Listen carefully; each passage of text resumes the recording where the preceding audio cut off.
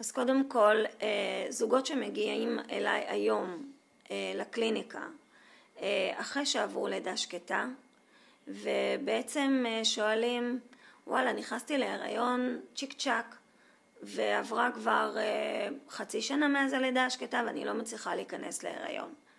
ואני באמת שואלת אותם, אתם באמת מוכנים? אתם באמת מבינים מה עברתם?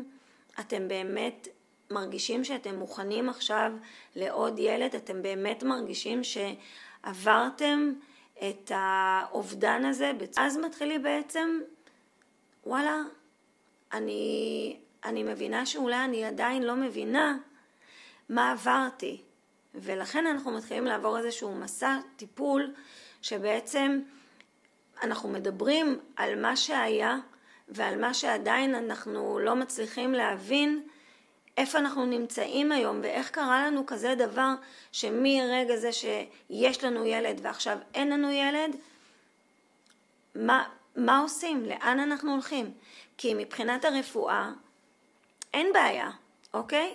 את מוכנה, או שאנחנו מנסים להיכנס להיריון באופן טבעי, או שאנחנו לוקחים אותך עכשיו לתהליך של טיפול.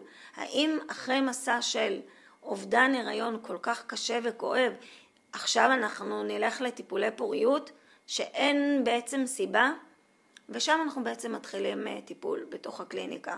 מסע לגוף נפש, מתחילים לחבר את כל השברים האלה, ווואלה, מצליחים להיכנס להיריון, ואנחנו עושים את הליווי הזה תוך כדי כל הזמן בקליניקה, לדבר על כל שלב בתוך תהליך של ההיריון, עד הליווי של האישה לתוך חדר הלידה.